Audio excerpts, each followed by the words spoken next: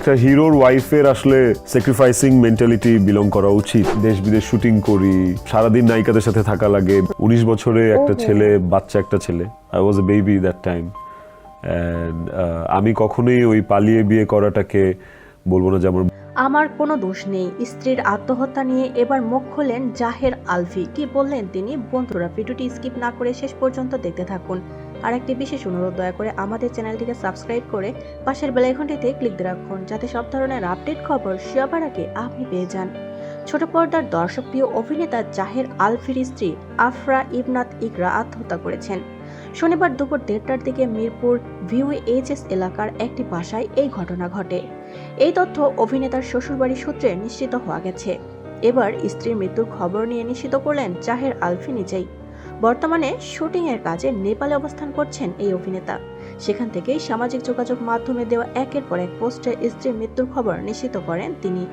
পোস্টে অভিনেতা লেখেন, আজ দুপুরে মিরপুর DUHS এর বাসায় আমার স্ত্রী ইকরা আত্মহত্যা করেছে।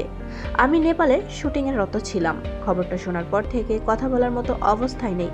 আমি বুঝতে পারছি না আমাদের সন্তান আর আমার কথা না ভেবে সে কেন এভাবে চলে গেল। শিগগিরই ঢাকায় ফিরে এ নিয়ে কথা বলবেন তিনি জানিয়ে লিখেছেন, শুভাকাঙ্ক্ষী ও সাংবাদিক ভাইদের অনুরোধ করছি, আমাকে একটু সময় দিন। আমি দ্রুত ঢাকা ফেরার চেষ্টা করছি। ফিরে এসে সবার সঙ্গেই কথা বলবো। ততক্ষণ পর্যন্ত এই শোকের মুহূর্তে আমাকে এবং আমার পরিবারকে একটু মানসিক স্বস্তি দিন। পোস্টের শেষাংশে তাদের সন্তানের ভবিষ্যতের কথা চিন্তা করে কোনো প্রকার বিভ্রান্তিকর তথ্য না ছড়ানোর অনুরোধ জানান তিনি। প্রসঙ্গত 2010 সালে ভালোবেসে বিবাহ বন্ধনে আবদ্ধ হয়েছেন জাহের আলফি ও আফরা ইবনাত ইকরা। বর্তমানে তাদের ঘরে 4 বছরের একটি ফুটফুটে পুত্র সন্তান রয়েছে।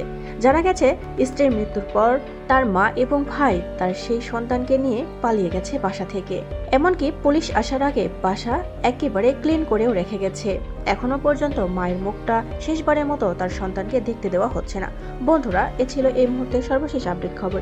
পরবর্তী আপডেট খবর সবার আগে পেতে হলে আমাদের চ্যানেলটি সাবস্ক্রাইব করে পাশের বেল আইকনটি অন রাখুন। এতক্ষণ সাথে থাকার জন্য ধন্যবাদ।